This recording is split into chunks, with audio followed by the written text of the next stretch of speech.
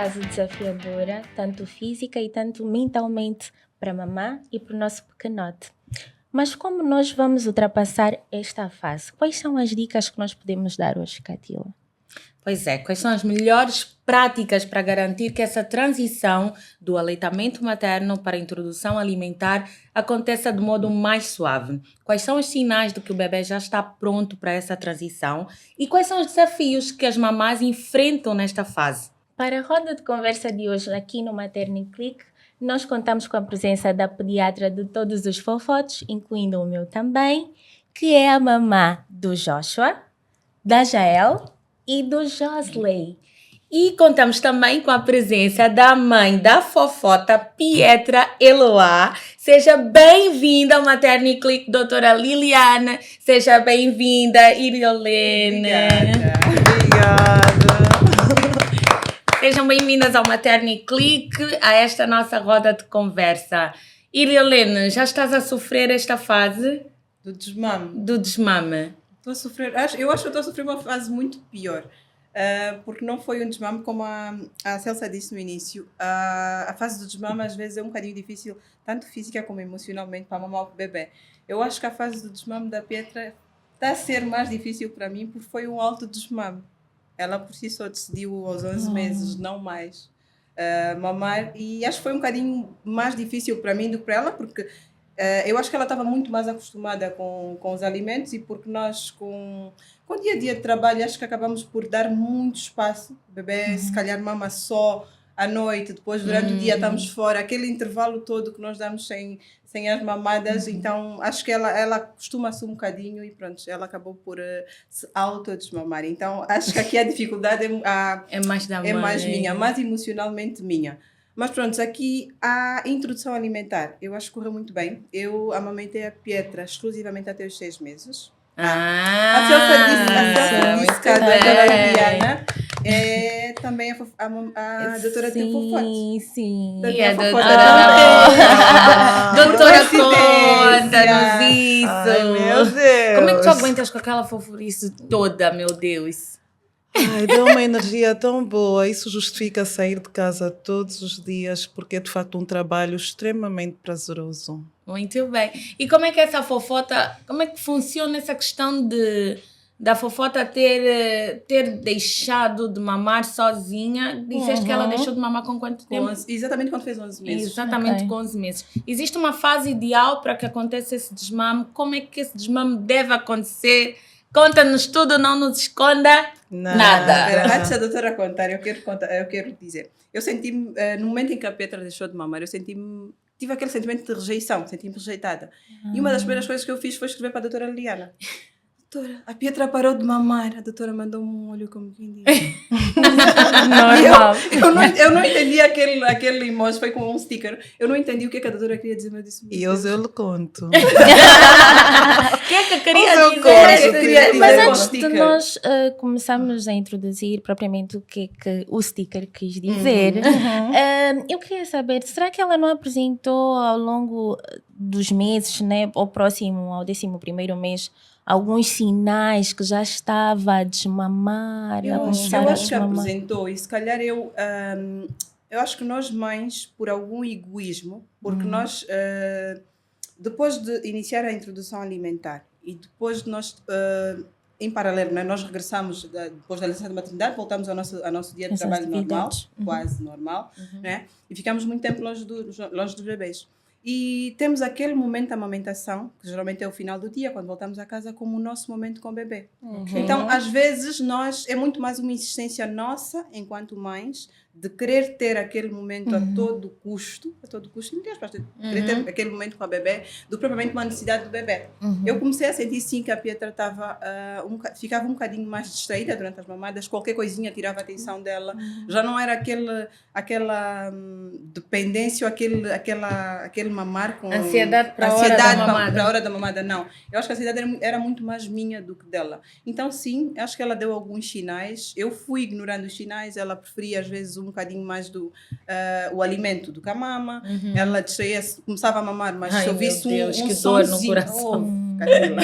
Ela só ouvisse um sonzinho de um boneco, ou se o pai chegasse, ou mesmo se o irmão fizesse algum tipo de barulho, ela despertava logo e às vezes largava a mama. Então, sim, ela foi dando sinais.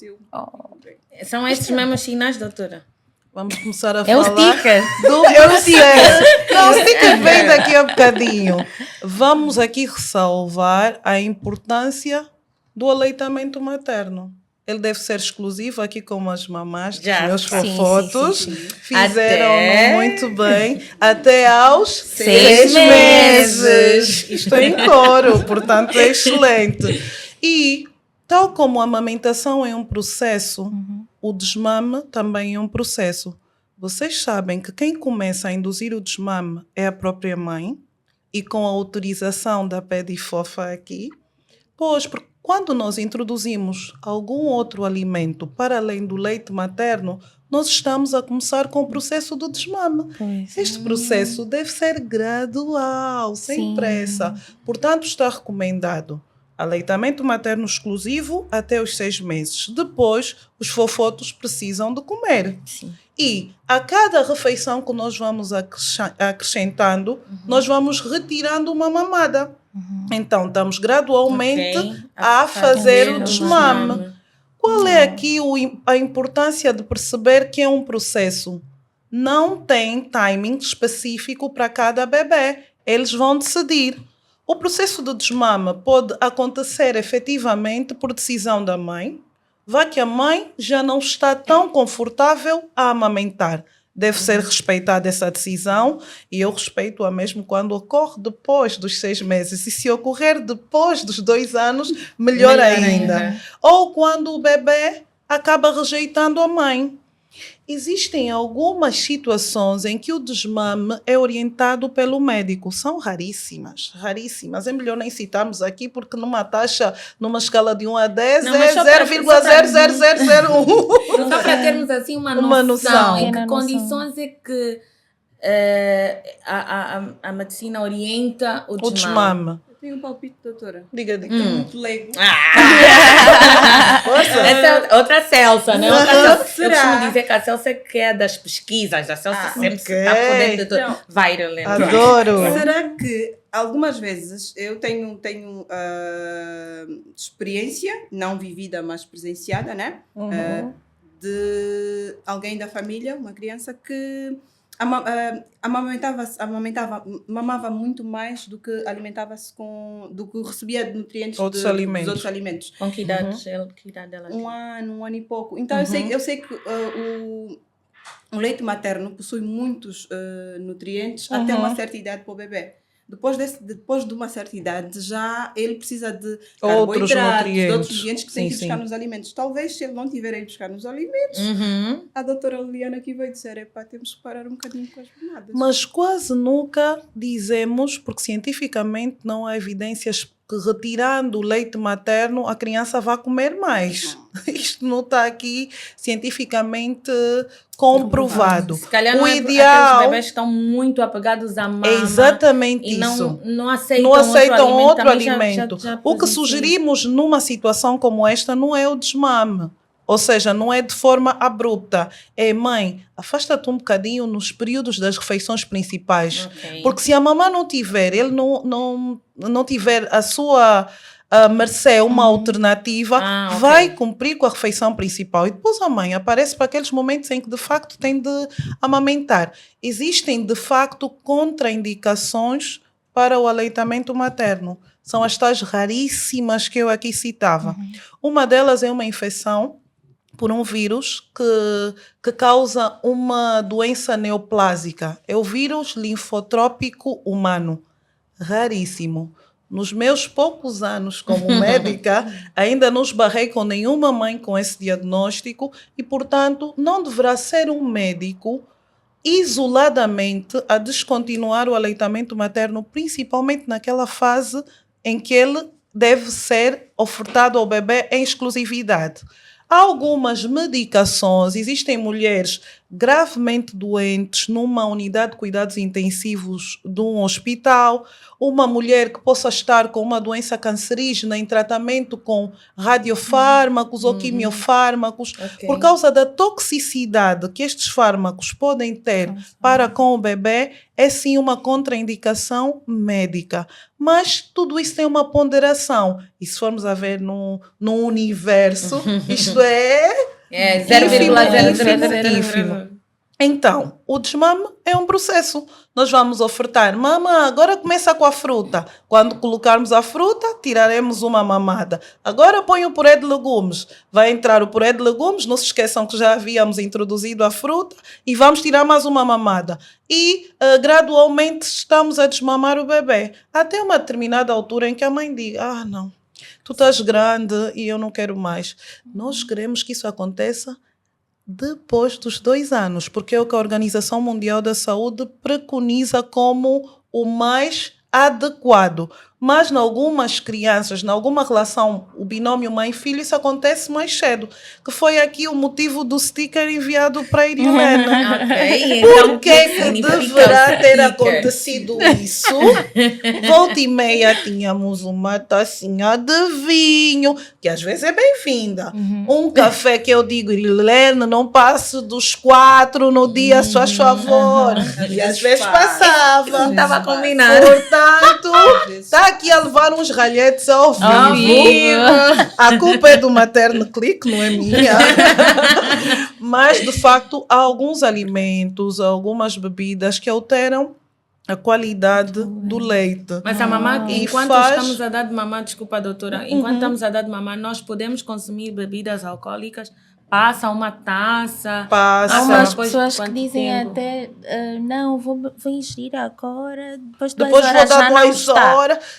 Lembrem-se que isso não acontece tão bem assim. Infelizmente não acontece tão bem assim, porque às vezes nem consegue respeitar o intervalo de 1 hora entre a taça consumida e a amamentação, porque não vais afastar a criança, sai baby pee, sai daqui que ainda falta 1 hora para eu poder amamentar.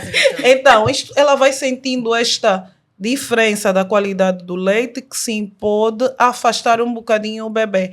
Portanto, quando nós ouvimos, ai doutora, o meu bebê não quer mamar de mim, a primeira questão é o que é que mudou? Porque às vezes a mãe está só muito mais perfumada e a criança já não a reconhece pelo aquele odor natural, porque são crias. Nós, no fundo, somos animais. E as crianças são crias. Elas vão atrás daquele odor agradável que a mãe oferece quando está no período da amamentação. Se nós alterarmos muito isto, também mexe ali com... Pronto, ela não Mas quer a mãe saber consegue perceber essa rejeição nesses casos. Tipo, agora que a doutora está a falar, se eu tivesse a amamentar, se calhar talvez terias mais atenta. Mas naturalmente nós não conseguimos perceber isso. É mais fácil sentirmos que porque cheguei mais tarde, ela está com uma outra coisa, está a consumir alguma outra coisa e então desistiu da mamada ou está a brincar e não sei o que foi o caso que ela reportou.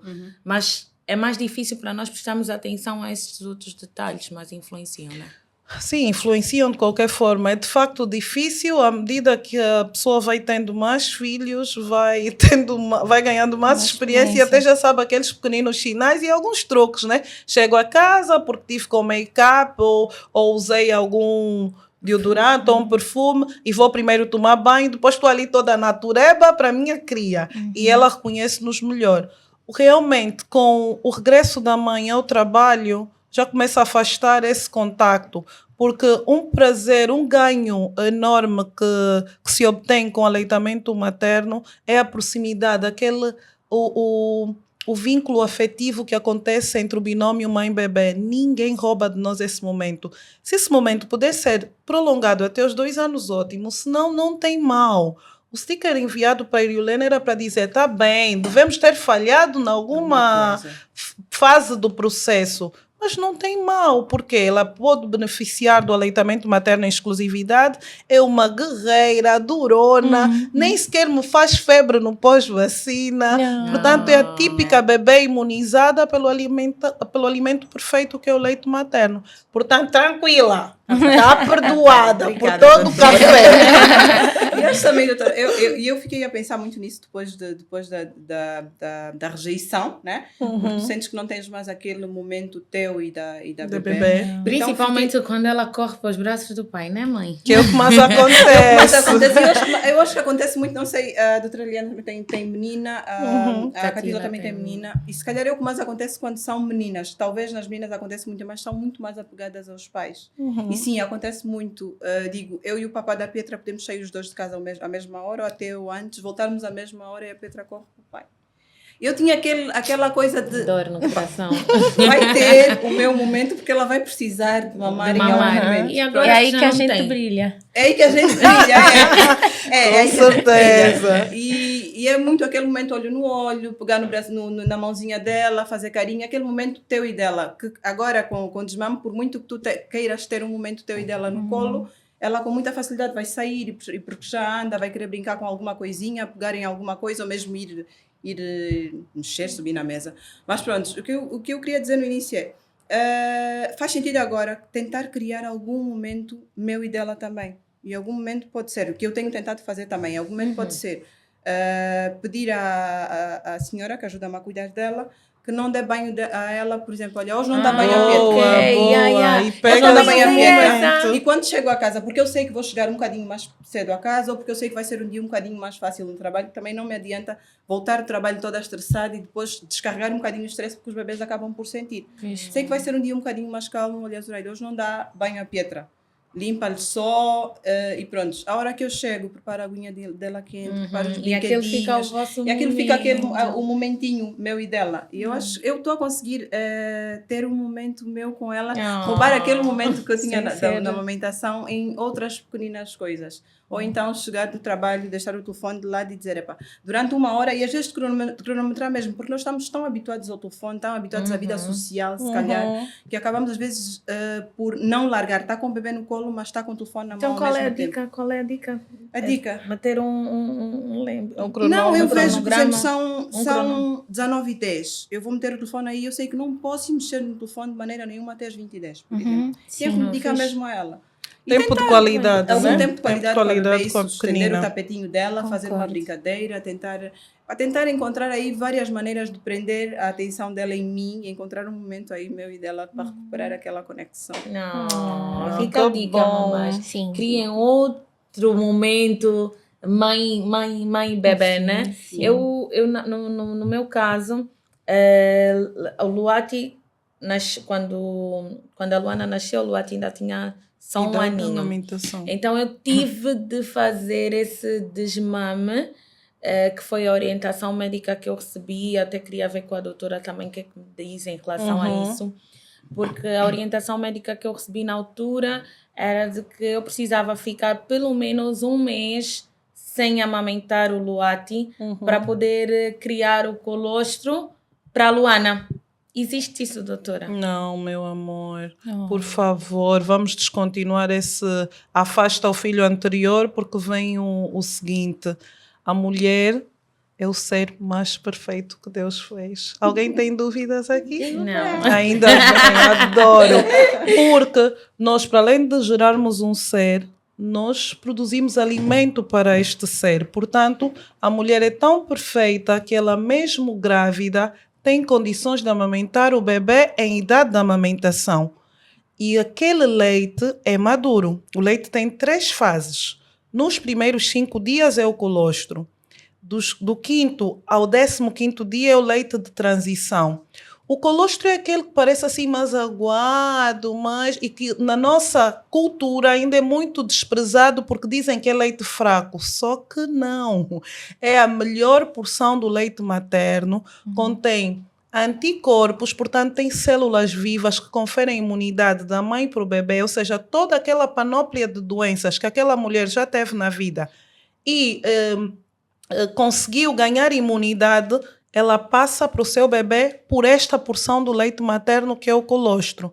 Depois do 15º dia de vida, a mulher começa a produzir, 15º dia de vida do bebê, a mulher começa a produzir o leite maduro. Este leite maduro estende-se até o período do desmame. É um leite que tem características físicas lácteas, como nós estamos habituados. Portanto, este leite, a mulher está completamente confortável de amamentar. A partir do momento em que ela está grávida, ela vai continuar a produzir o leite maduro. O organismo é tão inteligente que reconhece que aquela mulher está prestes a ter um bebê. Então, na véspera do parto, naquele 1 mês que se manda parar de amamentar, a mulher começa a produzir colostro. Então, se eu sei que o colostro é a melhor porção do leite materno, o meu fofoto mais crescido já beneficiou dele uma vez, não aproveita e dá mais um bocado. Aproveita, vai ser mais inteligente, coeficiente de inteligência top. Portanto, a mulher pode dar amamento. Isto nada mais é do que nosso trabalho de casa. Apelo a todas as mulheres que tenham dúvidas, que escolham de facto uma fonte fidedigna para a informação, para que não se submetam a esses pequenos desleixos que facilmente devem ser ultrapassados se de facto tiver a informação correta. Ao nascer o novo bebê, podemos amamentar os dois. É divino, sem intervalo nenhum. Amamenta o mais crescido, sem problema nenhum. Amamenta o mais crescido e o pequenote.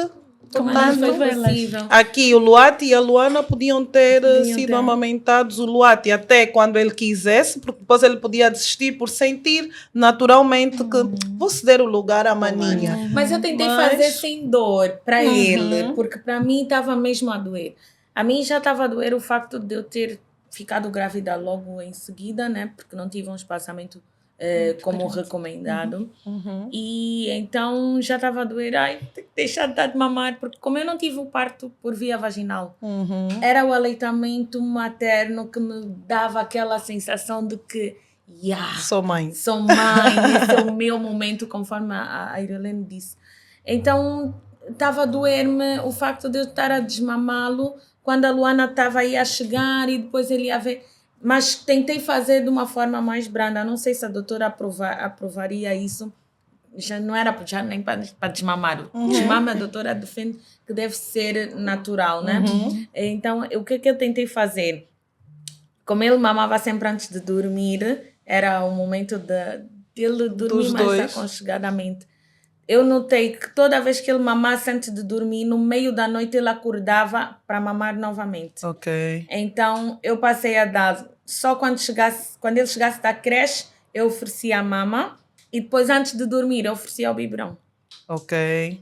E então, a Xuxa ficava disponível só durante o dia. À noite era o biberão e se ele acordasse no meio da noite, eu dava biberão com água.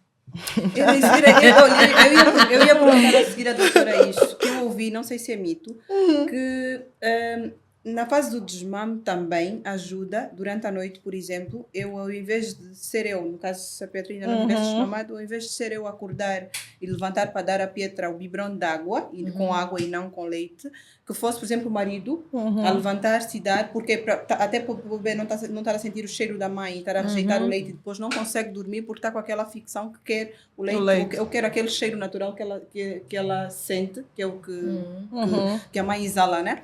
É mito ou é verdade, doutora? Podemos oferecer, imagina, hoje ofereço 60 mililitros de água, ml de água, amanhã, no caso o pai oferece, amanhã o pai oferece 30 ml, depois oferece 15 ml, depois o bebê acostuma-se a ter ou menos intervalos durante o sono, ou então a quase não mamar durante o sono. Isso pode ajudar ou não?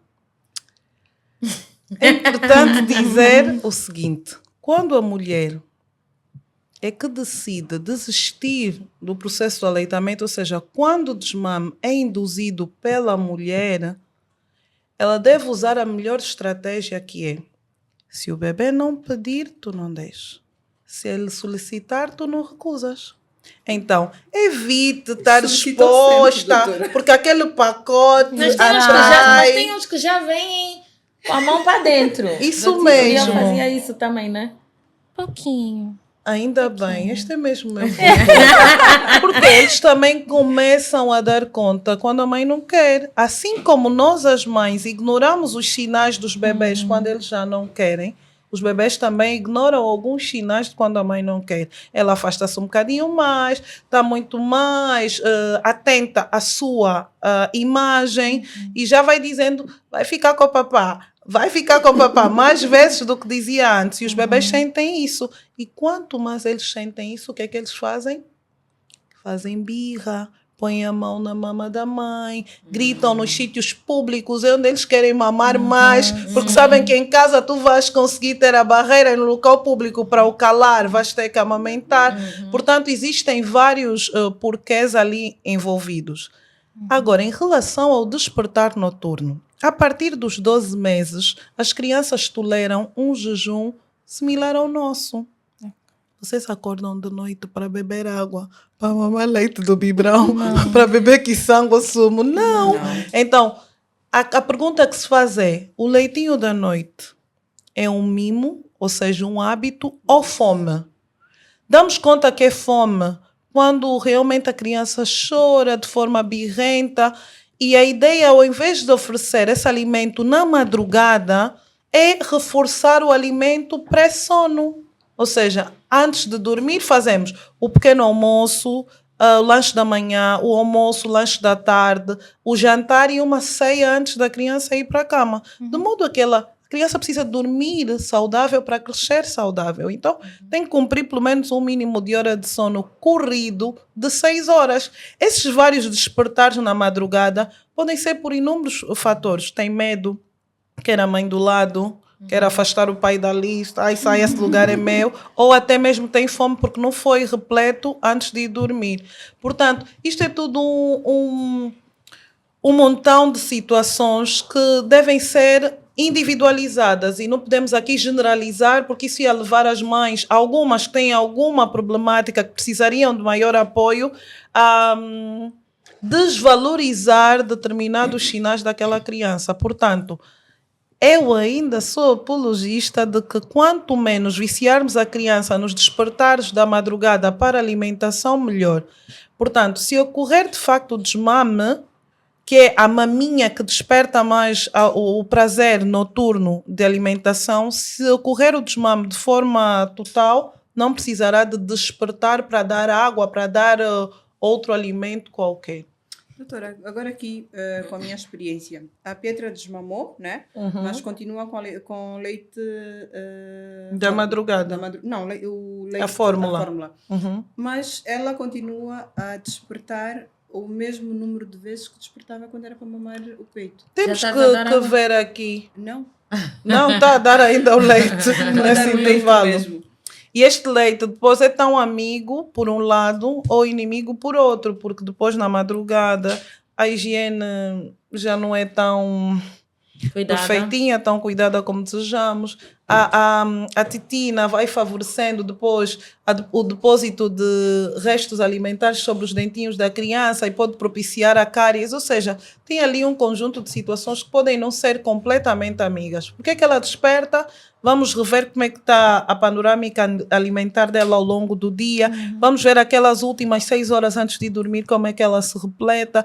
E pode ser miminho. Eu também dei o leitinho da madrugada aos meus filhos até algum tempo, até eu achar que já é a altura de parar, porque depois as mães também fartam-se.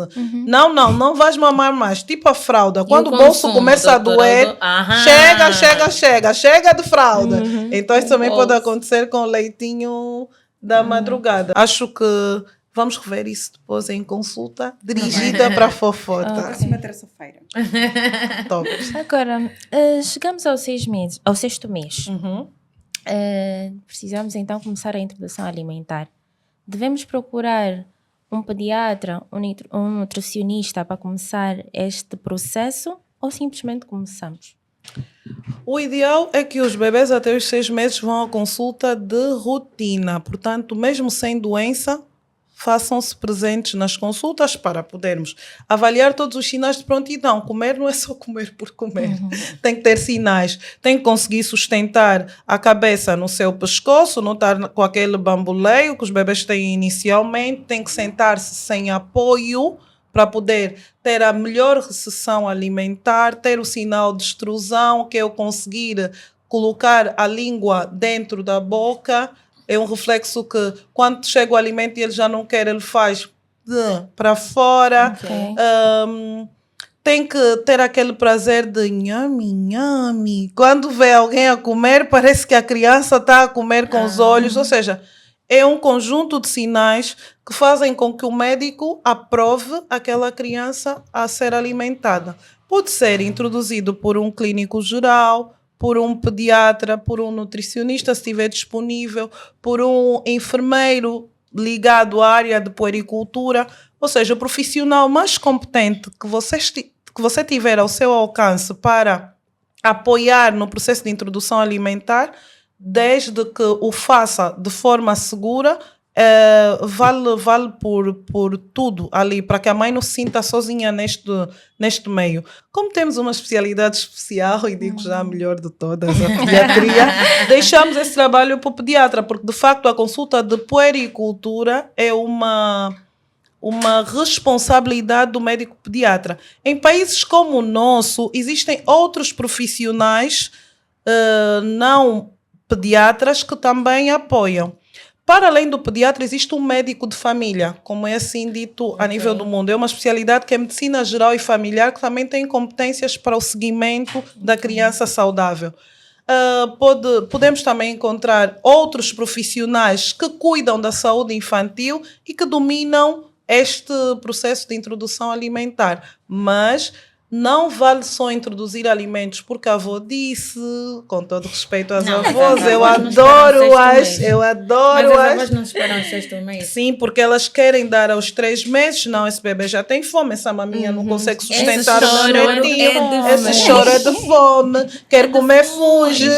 Mas se nós conseguirmos convencê-las desta necessidade dos sinais de prontidão, porque é assim mesmo que se denominam, sinais de prontidão para a recepção alimentar, elas acatam. Tá bem, doutora, vou esperar mais um mês. No 4º mês vamos nós acrescentar mais um bocadinho de miminho até que conseguimos chegar perto dos 6. Em algumas situações nós temos que fazer essa introdução um bocadinho mais precoce, antes dos 6 meses, por inúmeras questões. Imaginemos um bebê que perdeu a sua mãe e que só beneficiou de fórmula infantil desde que nasceu. Este bebê, nós vamos dar a fórmula até os 4 meses e nessa altura, se apresentar os sinais de prontidão, este está apto para receber outra fonte alimentar. Claro que respeitando o amassar do alimento para facilitar a sua deglutição, só por causa das carências a que estará mais exposto em comparação a um bebê que beneficia do leite materno. Portanto, existem muitas coisas em pediatria que podem ser generalizadas, mas algumas são mesmo individualizadas. Na consulta de pediatria, o ideal é que para cada bebê tomemos a decisão mais adequada para aquele bebê e sempre em interação, em parceria com os pais, porque são eles que vão fazer o trabalho de casa. Eu posso até achar que o bebê tem sinais de prontidão. Olha, papaz, o fofoto vai comer. Mas eles tentarem e não deu certo. O bebê recusa a colher, o bebê chora quando vê o alimento. Então vamos esperar um bocadinho mais, principalmente se for um bebê em faixa etária inferior aos 6. Mas aqui o ideal é mesmo promover o máximo que conseguimos o aleitamento materno em exclusividade até os 6 meses, para podermos ter bebês mais saudáveis e a fazerem a introdução alimentar em tempo oportuno. Doutora, tem uma coisa, uma dor que eu vou partilhar aqui. Se calhar, não sei se a Catila e a Celsa tiveram a mesma situação ou não. Quando nós somos mães, principalmente pela primeira vez, existe muito o mito de outras pessoas, quando falamos aqui um bocadinho das avós quererem dar a comida um bocadinho mais cedo, dizerem, ela está a chorar, acabou de mamar agora, está a chorar porque o teu leite está fraco, o teu leite não está a ser suficiente. E nós mães sentimos-nos tão mal com aquilo, talvez mesmo eu não esteja a ser suficiente para alimentar a minha criança. Então isto aqui acaba também por ser um mito, doutora. Sim? Acaba por, nós já por ser um aprendemos, mito. não é, doutora? Já sim. O leite não é... O leite não é Não é fraco. fraco, não existe leite fraco. Fraco é a pessoa que diz que o leite é fraco, porque ele não é fraco. Com todas essas características tão boas que eu acabei de vos dizer. Olha, o leite tem água, tem ferro, tem todas as outras vitaminas e minerais e de bônus tem anticorpos. Portanto, é o alimento mais perfeito e ideal para o bebê naquela altura. tão perfeito que o bebê em aleitamento materno exclusivo não precisa sequer de água, poupa tanto para o bolso e aumenta a qualidade da mãe. Claro que nos primeiros 3 dias não podemos romantizar a amamentação. Os primeiros 3 dias podem ser os mais difíceis de um processo de amamentação, porque tem algumas mulheres que têm o atraso na descida do leite, tem aquela toda panorâmica de eu tenho um bebê nas mãos e está sob a minha responsabilidade e eu tenho de alimentar e a doutora diz que sou o alimento dele. Mas se nós nos munirmos de autoconfiança, sim, é possível. Tenho aqui 3 lindas mães de fofotos a mostrarem que sim, é possível. É possível. Ficamos mais jovens rapidamente, retomamos a forma física muito mais depressa, principalmente se estivermos também reguladas com o equilíbrio da nossa alimentação. E tem uma coisa que ninguém rouba.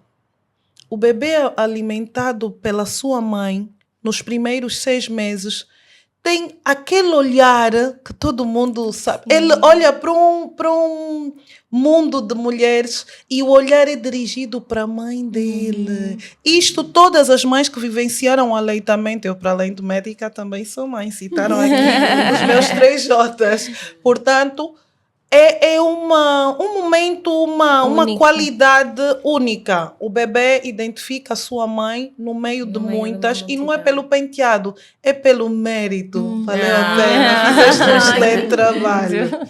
Que amor. Doutora, em relação à introdução alimentar, existe uma sequência que deve ser observada? Podemos começar direto no fungozinho, ou tem que necessariamente passar pelas frutas? Temos que começar pelas frutas?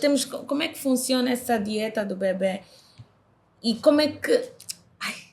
às vezes é muito difícil, porque eu tive muitas dificuldades para dar comida, para começar a introdução alimentar. Eu tive que contratar o meu marido como palhaço, porque definitivamente os meus não aceitavam. Era muito difícil e então para conseguirem ingerir qualquer colherzinha era a papagaiada toda. Sério que eu às vezes chegava a deixá-los com fome. Para comer é melhor. A dizer, deixa amor, deixa. Se não quer comer, então não comas. Daqui a pouco porque vais pedir. a paciência até começou já. Esgota-se. Se não quer comer, não coma.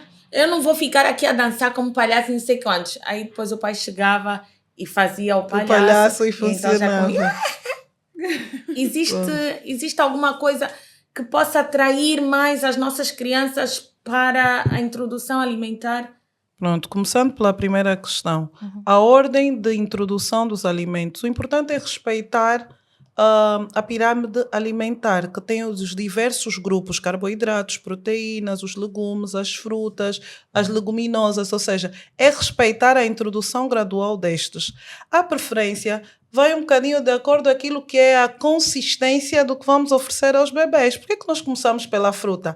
Primeiro, é uma fonte rica de vitaminas, é fácil de amassar a fruta e ofertar para experimentar se a criança vai gostar. Em alguns casos, começamos pelo puré de legumes, mas a seleção é essa, ou puré ou frutas, de modo a fazer o bebê conhecer a colher ou a espessura do alimento e deixá-lo guiar a alimentação. Alguns bebês não funcionam com a alimentação tradicional, a introdução de tudo amassado. Por isso que agora está muito difundido o método BLW para alimentação. É a alimentação dirigida pelo bebê. Funciona lindamente. Que é para além eu já vi aqui a Celsa concordar. Concorda, Celsa, que ela já vai explicar. Força! Meu Deus, olha, todos os podcasts que eu falo alguma coisa que Mas eu não sei. as especialistas dizem, a Catila diz, a Celsa sabe, a especialista vira para mim. Celsa, então fala, o que ela tá falando? Vai que eu te ajudo, vai que eu te ajudo. É KLB? Não é KLB, é um grupo de músicos.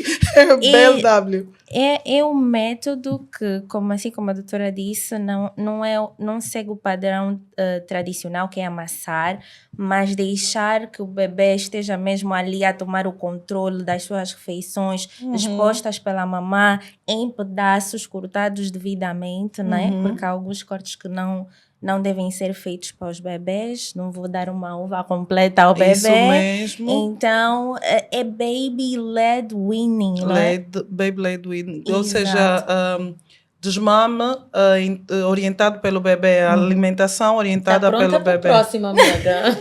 E os cortes que a Celso aqui cita como cortar devidamente, de forma científica, são designados como cortes seguros.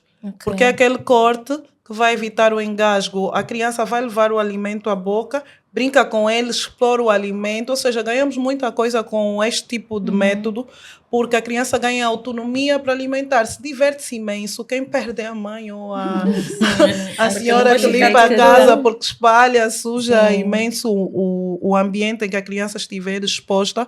Mas, de facto, são os bebês que menos recusa alimentar têm. Porque eles já até gostam. E depois o empratamento também melhora. O alimento amassado é mais gosmento. E os miúdos comem com os olhos. Os fofotos olham para o alimento e nhame, nhame. E como vem aquele prato bem diversificado, bem colorido, com a cenoura cortada de forma segura, o brócolis ali também exposto, que eles pegam mesmo como se fosse uma arvorezinha, exploram, usam como se fosse um microfone e depois é que comem. E Não os há bebês risco comem muito... de engasgo? Não, Eu a achava- cozedura... Por acaso é uma das perguntas que eu tinha. Se existe uma idade certa para os alimentos mais sólidos, como é que funciona isso? Com esse BLW? No método tradicional, a ideia é pastoso, pastoso, pastoso e depois ir gradualmente solidificando mais. Ou seja, na sopa já não passa a sopa toda. Deixa uma porção sem passar e passa outra. E quando misturar fica aquele Os meus mix, também né? apresentaram rejeição quando comecei a deixar... misturar. Sim.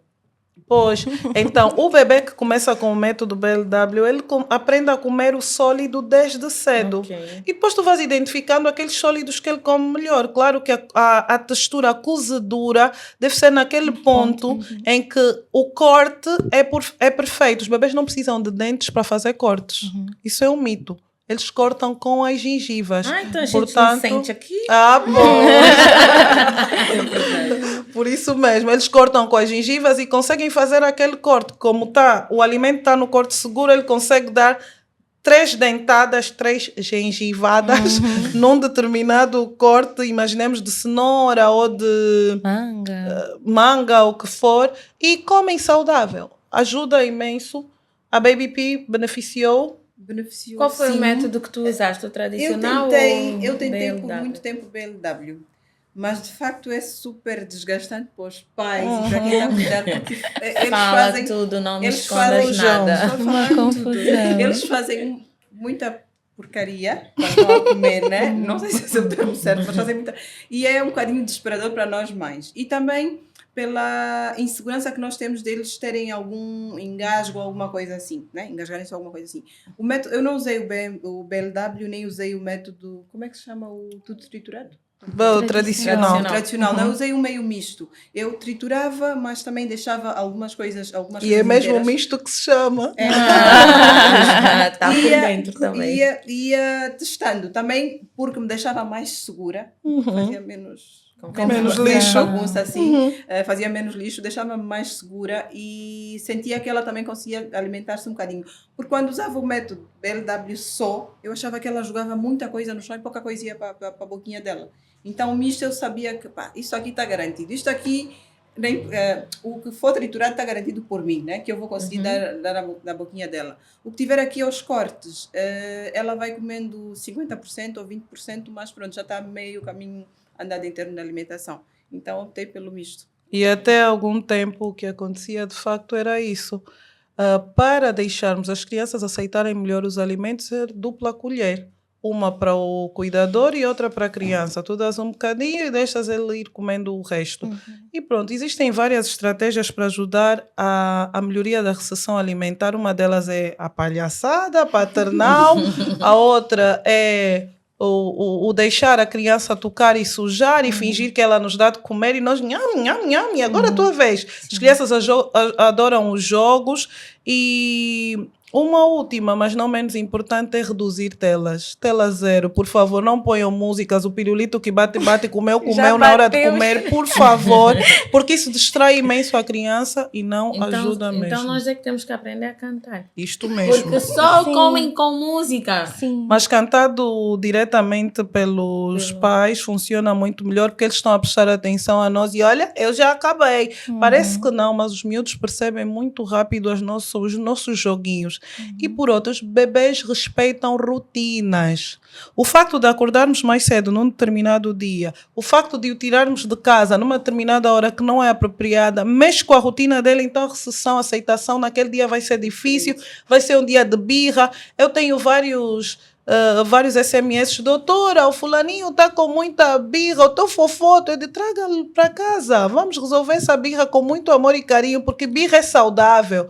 Bebê que apresenta uma birra é porque já consegue mostrar o que da sua personalidade tem e que não gosta daquele momento, invadiste um bocadinho aquilo que ele não está habituado e um limite que ele não te permite. Agora tens de saber resolver essa birra. Sim. Doutora, algo que a Catila falou e também a Irolene falou é sobre o engasgo, né? Existe, eu não sei se é esse o nome, reflexo de gag. A doutora poderia falar um bocadinho sobre isso, porque muitas mamães às vezes pensam, ei, pronto, meu filho, vai. Assim, Exato. Na verdade, esse reflexo é amigo. A semelhança da tosse. Se algum alimento está a desviar-se, porque anatomicamente nós temos estruturas próximas aqui em cima. Tem o esôfago, que é parte digestiva, e depois tem a traqueia, que é parte respiratória. Mas tudo está na garganta, como estamos vulgarmente habituados a dizer. E se o alimento, ao chegar aqui na garganta, desvia-se para a traqueia ao invés do esôfago, há o reflexo, que é o reflexo do engasgo, que é o reflexo, alguns bebés tossem, alguns bebés podem mesmo ficar asfixiados pelo alimento. Portanto, quando estamos a introduzir o alimento, é ideal até ensinarmos uma manobra aos papais. Chama-se manobra de Amlish. Principalmente se os pais optarem pelo método BLW. Apesar de toda a segurança que ele tem, carece de muita vigilância, porque nisto dos cortes ou das gengivadas, o bebê pode levar uma porção maior e ficar ali preso com o alimento. A manobra de Amlish é conhecida como manobra de desengasgo. Coloca-se a criança numa determinada posição e dão-se umas palmadinhas nas costas, de modo a que ele retire o alimento que ficou preso ali na garganta.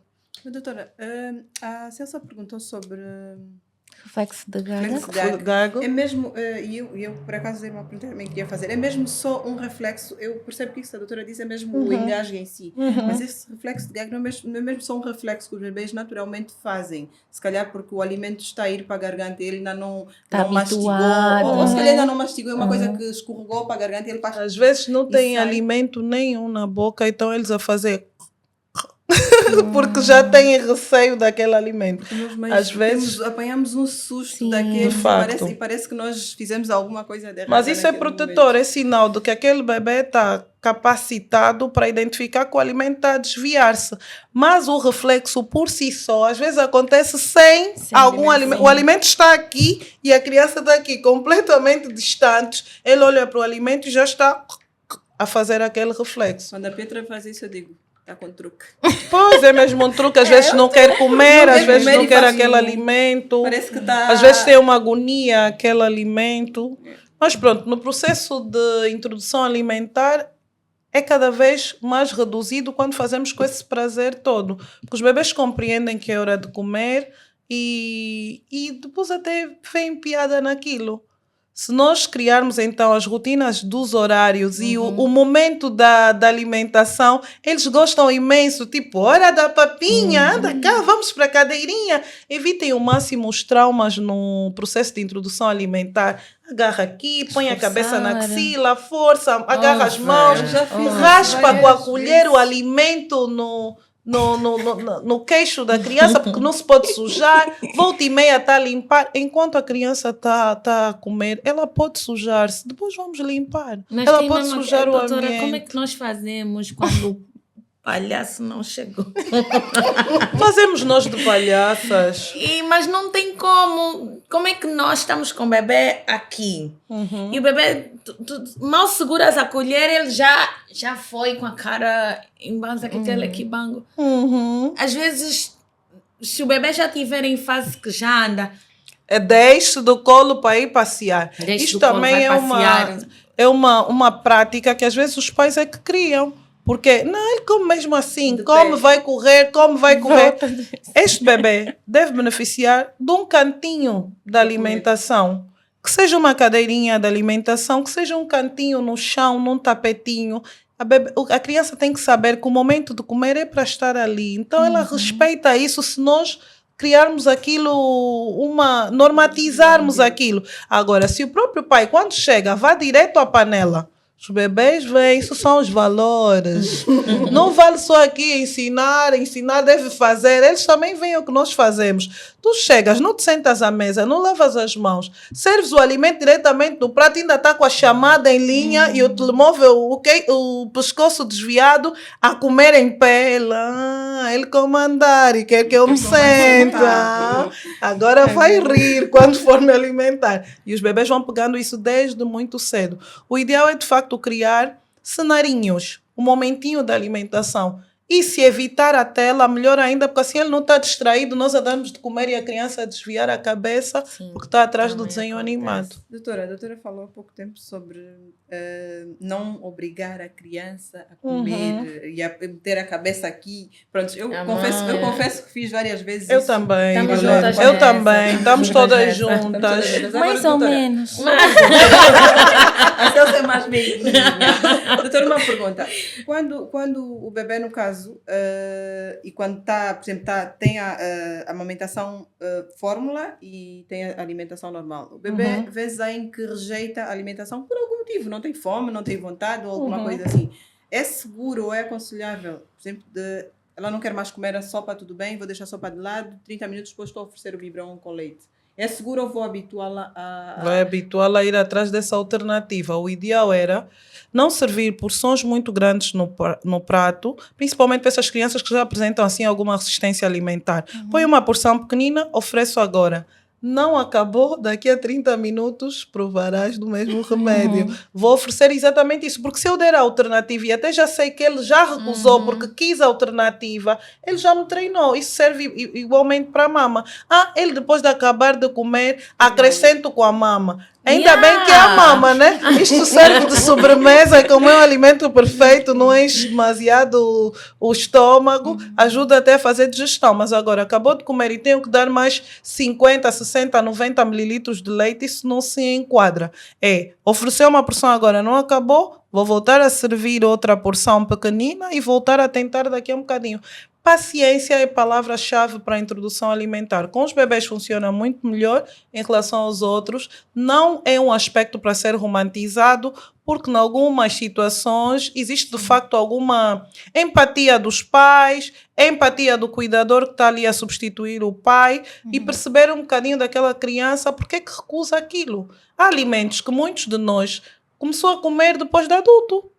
Sim, ainda bem que diz isso. Porque não eu já ia gosta do aspecto. Sim, em relação a essa coisa de voltar a tentar, existe isso de o meu filho não gosta disso. Existe. Meu filho não come isso, mas é porque nós tentamos uma única vez. Quantas vezes eu posso voltar? Quantas vezes eu posso insistir até perceber que de facto o meu filho não gosta desse Quando alimento? decidires desistir, porque há quem desista a segunda, há quem desista a quinta, e o bebê depois quando for à creche, não, ele come bem o pepino e o pimento também, e você acha que eu desisti muito cedo.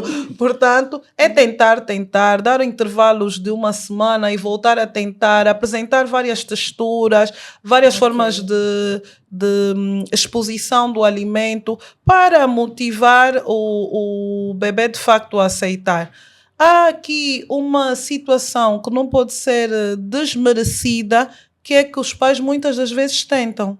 E os bebês também tentam ao contrário. Recusam até fazerem com que os pais desistam.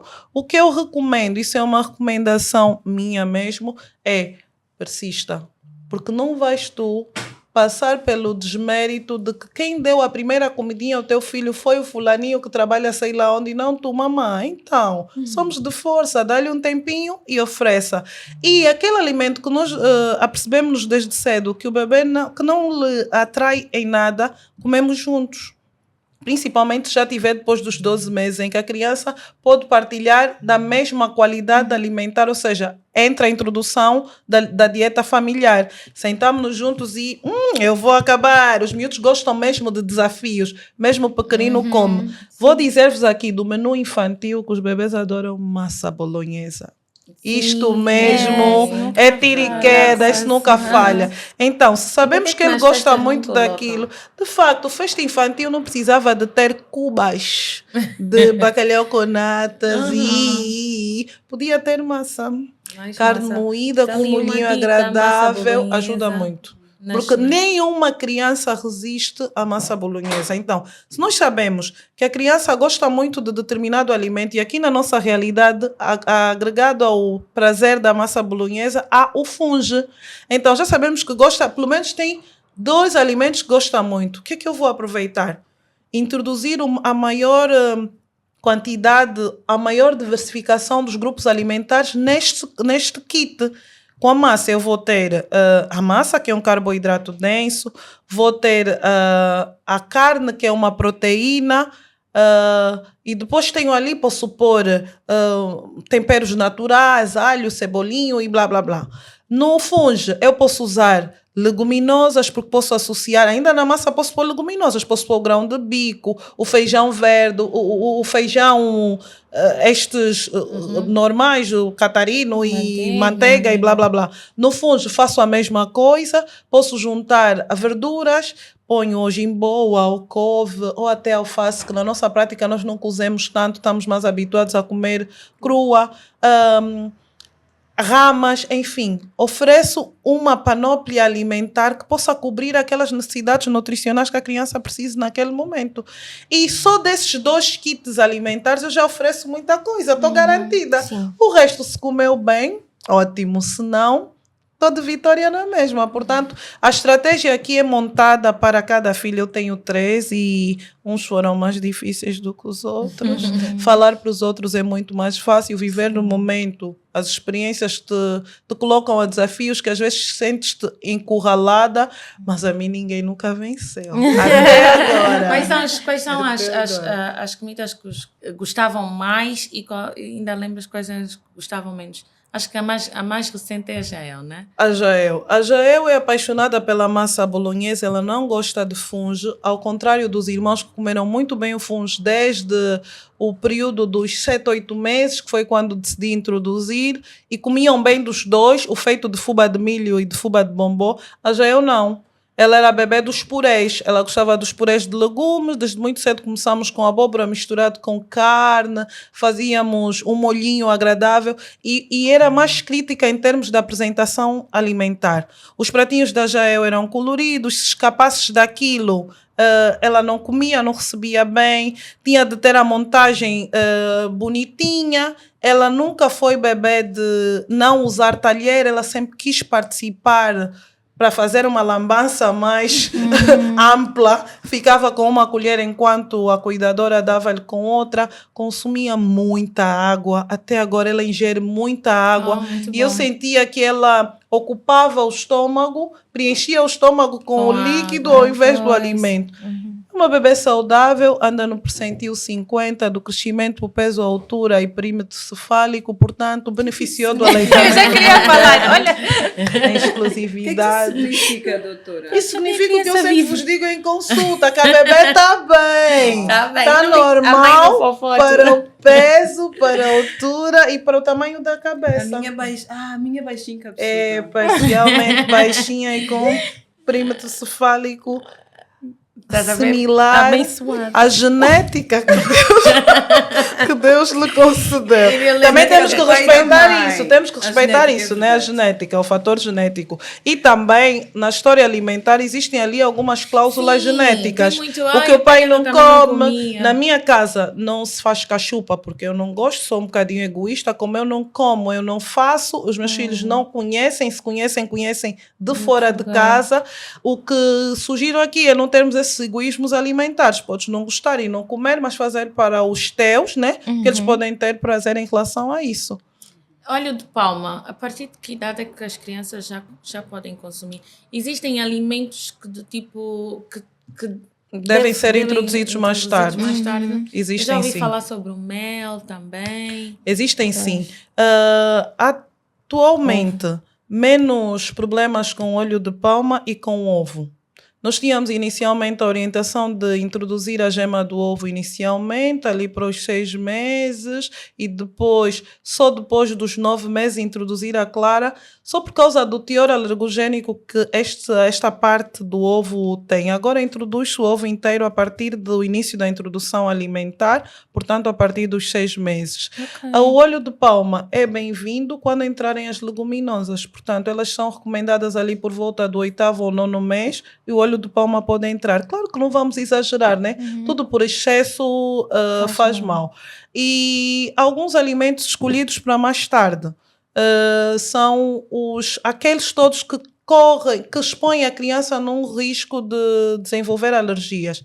Tinha-se receio dos amendoins, do ovo, dos frutos vermelhos. Agora a mãe chegou à consulta, conversamos sobre vamos introduzir as frutas. E ela chegou e eu esqueci-me, ou a mãe não prestou atenção, e pronto, pôs a melancia. Deu-lhe o morango. Antigamente entrávamos em pânico. Mãe, não era para ter posto agora, é só depois de 1 ano. Agora não, é pois, tranquila, vamos vigiar fezes, vamos vigiar a qualidade da pele, se fica com alguma coceira, alguma borbulhinha. Se notarmos algum sinal de alergia, descontinuamos por um período e voltamos gradualmente a reintroduzir. Por quê? Está agora provado que a exposição mais precoce a todos aqueles alimentos alergogénicos conferem uma capacidade do organismo reconhecê-los mais depressa e de desenvolver o mecanismo, vou aqui usar mesmo, de autodefesa para contra esses alérgenos. Então, mais cedo, eles toleram o alimento. Claro que neste grupo não é para pôr ainda os enchidos, tem muita pressa da salsicha, do chouriço, do chocolate.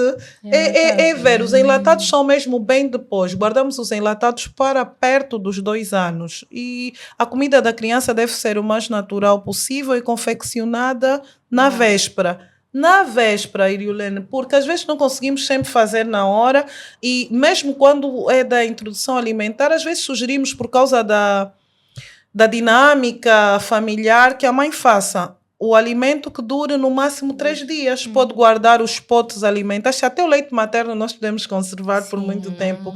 O puré também pode ser conservado. Alguns que perdem a sua característica e as propriedades muito mais depressa, devem ser mesmo feitos na hora, como é o caso das frutas. Elas acidificam, ficam feitas durante muito tempo, então é tão prático. São alimentos que não demoram 15 minutos para preparar, então estes devem ser feitos na hora. Agora, o puré de legumes, o molho que vai acompanhar o fungo, pode ser feito separado em porções específicas para cada alimentação, de modo que no momento de descongelar, não voltemos a recongelar para reaproveitar. É a mesma regra do leite materno? Então, o já alimento tem da que ser criança não deve congelado ser em porções, não deve ser descongelado e depois recongelado. Doutora, se em dica boas fixe. condições, por norma para Pietra nós fazemos a sopinha para 2 dias. Em boas condições podem ser conservadas também na geleira. Na geleira, sem problema nenhum, não precisa ser no o ato congelador. do aquecer, aqui já também tira aqui algumas dúvidas. Podem ser Aproveita, de outras pessoas. Pode ser em banho-maria pode ser no fogão, nunca no micro-ondas. Nunca no micro-ondas. Banho-maria ou fogão? Banho-maria ou aquecer. fogão. Lição Ok. bem estudada. Tá bem. Eu ia perguntar... Ai, que eu ia perguntar orgulho. Eu ia perguntar a seguir, doutora. A doutora falou há pouco tempo sobre alguns alimentos alergénicos. Uhum. É seguro... uma coisa que eu faço, com a Pietra no início dos alimentos é, por exemplo, se vou dar um novo alimento, como comecei a dar morango, acho que 2 meses atrás, mais ou menos. Tinha algum medo, porque o morango tem a fama de ter aí alguns... O risco mesmo de alergias. Pois. É seguro dar um alimento novo e dar um espaçamento a ver se o bebê tem alguma reação para depois conseguir perceber, ou podemos dar vários alimentos e depois, se tivermos de fazer um teste de alergia, fazemos para tudo que ele comeu durante aquela semana? Não, o ideal é exatamente essa metodologia do introduz, dá no máximo 72 horas. São 3 dias para garantir que este alimento não fez mal. Se eu introduzir um novo e acontecer alguma alergia, um quadro de diarreia, sei lá, eu já sei que provavelmente será do novo, porque o outro já estava a dar há 3 dias e até funcionou bem. Na regra da introdução alimentar, há mesmo essa proposta. Mamãe, quando for pôr mesmo um legume adicionado aos outros legumes já existentes, é para respeitar 3 dias. Ao fim de 4, 5 meses, a criança está a comer quase tudo. Ao fim do ano, aos 12 meses, a criança está preparada para a dieta familiar. Por isso que aos 9 meses dizemos, olha, sintam já a pena dela, quando tiverem a comer churrasco, podem dar-lhe um bocadinho. Ah, mas doutora, tem sal. Assim, um bocadinho, pode passar. Porque depois também é importante deixar aqui claro que o sal e o açúcar podem guardar para vocês até a criança estar em dieta familiar. A partir do ano. A partir do ano. A partir do ano posso não mais fazer comida separada para a Pietra. A ideia é não fazer mesmo comida separada. Só com isso. Falta pouco. Com isso a ideia também é a família ter uma alimentação mais Isto mesmo. Acaba ajudando. A chegada de um bebê à casa acaba ajudando realmente a equilibrar um bocadinho mais e o maior controle. A Violene está faceira, porque a Pietra já está a chegar a essa fase.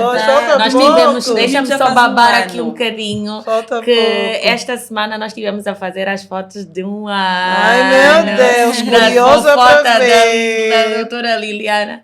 E ela está uma coisa muito fofinha, muito fofinha. Já anda toda despachada. E ela começou cedo. Benefícios do aleitamento materno. Mesmo. Então, eu no início, aqui a doutora fala sempre do aleitamento materno. Eu acho que eu só consegui dar mesmo o leite exclusivamente até os 6 meses, por licença da doutora. Eu tinha vergonha de ir para o consultório na consulta do 5º ou 6º mês e dizer... Não, já dei forma. E ela aguentou-se até o finalzinho. É uma dinâmica que, principalmente quando voltamos ao trabalho, é muito difícil de manter, o tirar o leite. E depois parece que tu produzes muito durante o tempo que estás no trabalho e não consegues tirar. Porque nós não temos aqui os cantinhos da amamentação. Não temos cantinhos de amamentação no trabalho, não se tem essa cultura. E não temos também formas de armazenar de forma segura o alimento. Se fores meter na geleira do trabalho, é uma coisa que todo mundo tem acesso, não é seguro. Não temos aqueles refrigeradorzinhos pequenos. Acho que alguns carros um bocadinho mais modernos têm. Mas os carros ficam desligados. Por acaso, isso é uma dificuldade que nós, as mães que amamentam, né, exclusivo, temos. Eu tive o benefício ou tive a graça de estar a trabalhar perto de casa e poder então ir eu tinha amamentar. Condições de, no horário do almoço, ir amamentar e depois com o horário de mãe sair mais cedo. Mas eu fico a pensar sinceramente naquelas mães que estão a dar de mamar exclusivo, saem de casa às 5 da manhã porque a casa, o local do trabalho fica a mais de 1 hora de casa e depois só começam às 8 efetivamente a contar o horário do trabalho. Depois não tem nenhuma geleira no serviço, nenhum lugar seguro, nem para retirar. Já diziam as consultoras da amamentação, pode ser feito no carro, na casa de banho nunca. Mas e depois aquele leite precisa de ser armazenado. Conservado, né? Para servir, porque depois só vou encontrar com fofoto no final do dia. No final do dia. É muito difícil, doutora. O ideal é nós, por isso que é mesmo uma rede de apoio. O ideal seria que a licença de maternidade fosse durante 6 meses, que é o tempo que está preconizado para o aleitamento materno. Há países que já dão esse período e até um bocadinho mais. Há empresas aqui que são de cariz internacional e que também favorecem assim as suas mulheres em período de amamentação. A nossa lei nacional ainda só confere 3 meses, às vezes aguentamos e pedimos um mês de férias logo a seguir para aguentar os 4 meses. Algumas mulheres arriscam e pedem um mês sem vencimento, depois sofrem muito mais no último mês, que já está mais próximo à introdução alimentar. O plano aqui é todas nós servimos de facto de rede de apoio, por isso que existe uma Semana Mundial em que só se comemora e que se fala e que se conscientiza as pessoas em relação ao aleitamento materno. O lema deste ano é exatamente preenchendo a lacuna, amamentação para todos. Portanto, nada melhor do que cada uma de nós, na igreja, no táxi, no local de trabalho, ajudar a outra mulher com aquilo que de pouca experiência nós tenhamos, para que façamos com que ela consiga amamentar o seu bebê em exclusividade o máximo que conseguir. Claro que existem essas todas problemáticas à volta, mas aquilo que de pouco pudermos fazer para ajudar, talvez aquele espaço do nosso local de trabalho em que está desaproveitado, que nunca ninguém deu importância, podemos nós sugerir ao superior hierárquico: por que não vamos aproveitar para o cantinho da amamentação? Porque às vezes a mulher só precisa disso. Até tem um motorista que pode agilizar: olha, traga a pasta térmica, leve para casa, logo à chegada já rotulei, coloque no congelador. Ou Zezinha, fulaninha lá de casa, ajuda. E todo mundo serve de rede de apoio. Porque às vezes temos condições para o fazer aqui na nossa cabeça. Não conseguimos materializar isso em relação aos nossos locais de trabalho. Vamos ser mais proativas, vamos. Eu confio em todas as mulheres aqui do meu lado e as que estão a assistir-nos neste podcast. Matern Click não é por acaso, né? É isso aí. Pelo aleitamento e olha, a doutora materno. parece que já está mesmo assim atenta ao nosso horário, né? Ai, de facto. Porque nós tivemos... Esse é um tema, de facto, muito rico. Muito oportuno, porque enquanto mulheres assusta-nos um bocadinho a ideia de fazer esse desmame, e assusta-nos também a ideia de deixar que esse desmame seja natural, porque ninguém chega àquela fase em que estamos expostas na rua e tudo mais, e os fofotos já estão mais crescidos e a exigir o seu momento.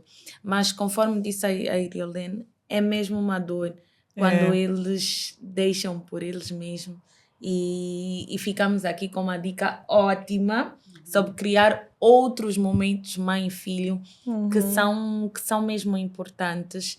Nós vamos ter que nos despedir. Nós ficávamos aqui o resto da semana. Quiçá do mês. Mas é importante que vocês saibam que esta é só a primeira passagem. Muito só a bem. primeira passagem. A ideia é esse programa ter muitos e muitos mais episódios, e que esta roda de conversa se estenda não só para as nossas redes sociais, mas para os nossos locais de trabalho, para as nossas rodas de família. É importante, conforme a doutora mencionou, que nós sejamos a rede de apoio da mulher mais próxima a nós. E se nós estivermos dotados de conhecimento, nós vamos poder ajudar muito mais. A Celsa fez parte da minha rede de apoio, é parte da minha rede de apoio até hoje. Está, inclusive, a solicitar mais um sobrinho. Exatamente. E só que agora é minha vez também de solicitar mais um sobrinho. Ela está pronta para isso, mas hoje estamos aqui não só eu para a Celsa para mim, não só a doutora Liliane para a Iriolene, mas a Iriolene hoje também está para muitas outras mulheres. É verdade. Então, para terminarmos, nós gostaríamos de pedir que vocês dessem um conselho ou um alerta para que não aconteça, que chamamos de desaconselho, para quem nos está a assistir, para quem nos está a ouvir. Vamos começar pela Iriolene, porque a nossa doutora já sei que vai fechar com os conselhos de sempre. Atenção às redes sociais da doutora Liliane. Todos os dias nós temos lá um conselho muito mas muito útil. Podem e às vezes visitar. pode até não servir para si, mas vai servir certamente para quem está do seu lado. É É verdade. verdade. Eu vou reforçar aquilo que a Catila disse. Eu recorro várias vezes à página da doutora Liliana para tirar dúvidas, para tentar perceber mais sobre um assunto, porque ela faz aí vídeos. Às vezes partilho os vídeos também nas redes sociais, mas porque acho que são conteúdos que ajudam-nos muito, principalmente quando somos mães de primeira viagem, quando temos pouca experiência. Às vezes queremos beber um bocadinho mais da experiência e não ouvir só os palpites, porque existe muito palpite, existe muito achômetro sobre criar um bebê, sobre alimentação, olha, dá isso, não dá aquilo, olha, dá mama, não dá mama. Então, existe muito achômetro, nada melhor do que ter o parceiro de alguém que conhece cientificamente a coisa, né? Sim. E pode nos ajudar. Bom, aqui em termos de conselhos, eu acho que ia reforçar aqui o fato de querermos estar cada vez mais ligados aos nossos pequenotes. Acho que uma coisa que eu não culpo, mas uma coisa que eu podia ter feito melhor é tentarmos aproveitar ao máximo o nosso período de mãe que temos durante o tempo depois da licença de maternidade. Nós temos aí uma hora, né? A Sim, mais ou a menos, sim. a mais chegas uma hora mais tarde ou sais uma hora mais cedo.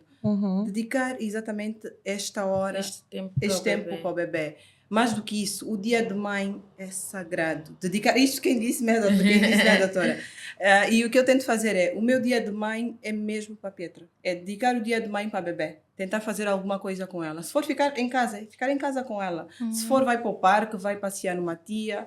Mas pronto, eu acho que isso é dedicar-nos cada vez mais e desaconselhar. É a bebida alcoólica. Adoro! Os cafés. Adoro! Foi uma coisa que eu não consegui parar o café. Eu gosto muito de café. Eu acho que deu-me muita energia e de facto eu acho que ajudou-me muito para conseguir estar desperta depois das noites, algumas noites mal dormidas, além do vício do café também, né?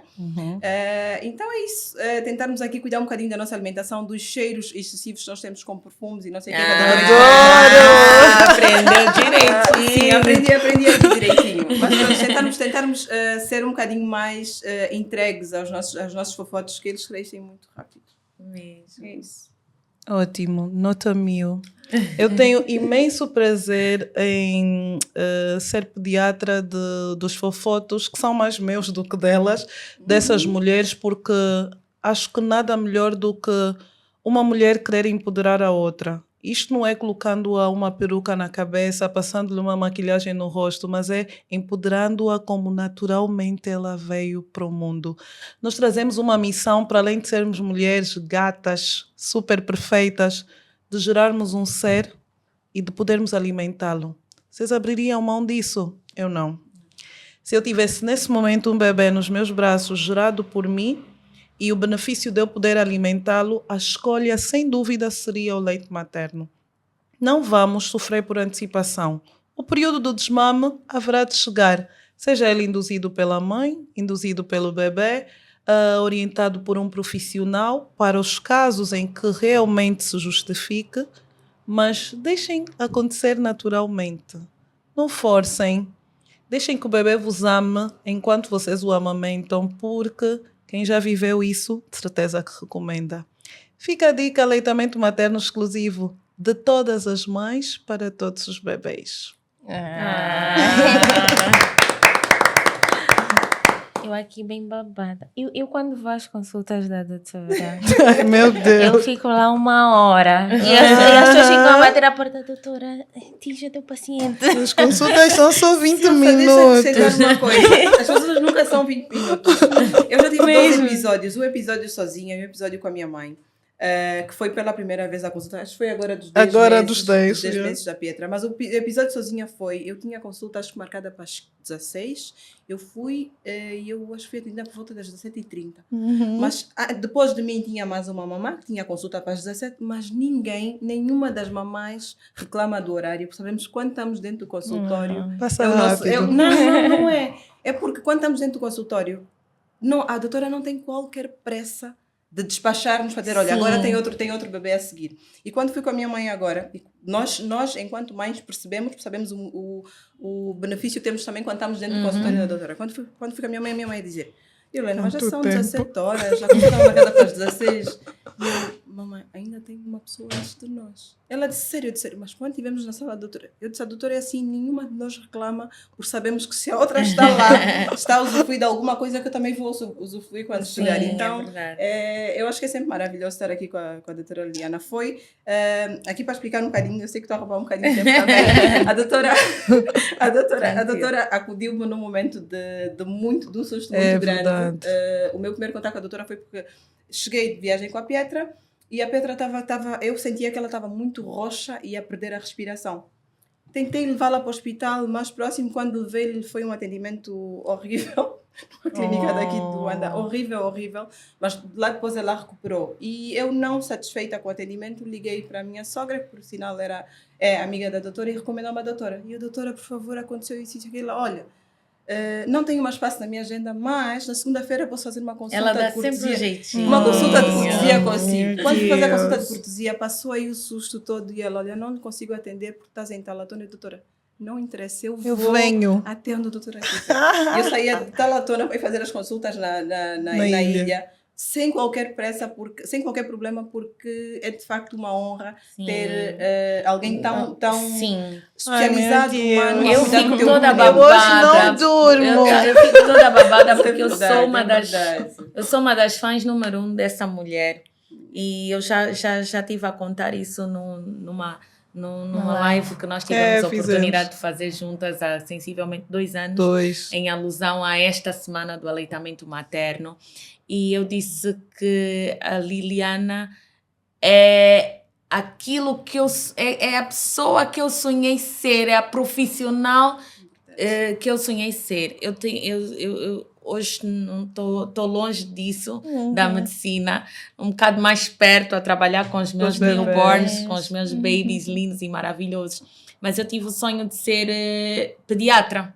E não consegui por N motivos que noutra altura eu vos explico. Quem quiser mais detalhes, procura live na minha página, Catila Machado Photography. Mas é muito prazeroso, mas assim, me dá um orgulho tão grande perceber que a doutora Liliana, que na altura estudou comigo o ensino de base, e nós tínhamos esse sonho juntos, ela conseguiu tornar-se essa pediatra maravilhosa, que eu tenho muito orgulho em recomendar para todas as pessoas. E é da minha família, gente. Adoro! Nós somos assim mesmo. Assim, trabalhamos assim com muito, muito, muito amor. Não sei se isso também lá não é. Beneficiamos do aleitamento materno. Beneficiamos do aleitamento materno exclusivo. E é ótimo. Celsa, pronto, toma já a palavra. Falei mais. Te amo, Liliana. Eu também. Ai, meu Deus. Chegamos então ao final do nosso episódio de introdução alimentar e desmame. Espero que vocês tenham aproveitado dicas valiosas, muito importantes para esta fase que, como inicialmente disse, desafiadora emocionalmente e fisicamente, tanto para a mamãe para o bebê. E gostaria de agradecer mais uma vez a participação da doutora Liliana. Obrigada. E da Iriolene. Obrigada por trazerem conteúdos valiosos aqui para nós, para essa mesa redonda. E eu espero que o senhor de casa aí tenha aproveitado. Catila, por favor, algumas recomendações aí. Então, sobrou para mim a parte mais triste. Chegamos ao final da nossa primeira temporada, mas isso é um até já, porque haverá segunda, terceira e outras temporadas. Tem novidades. Mas para tal, temos muitas novidades, mas para tal, vocês precisam deixar nos comentários as vossas impressões sobre essa nossa primeira temporada. Acho que nós encerramos com chave de ouro, não foi? De facto. Encerramos com um tema fantástico e vocês podem opinar sobre como nós vamos abrir a segunda temporada. Deixem nos comentários quem vocês acham que podia estar aqui conosco. Exatamente. E sobre que temas nós podíamos abordar. Aqueles assim que mais vos causam inquietações, aquele que nas rodas dá sempre aqueles... Vamos esclarecer, vamos trazer aqui as pessoas para tratar desse assunto. Vocês já sabem, subscrevam o canal e a parte da Celsa... Ativem o sininho. Ativem o sininho para que vocês sejam alertados sobre os próximos episódios. Um beijinho e um até já. Até já, clickers! Obrigada.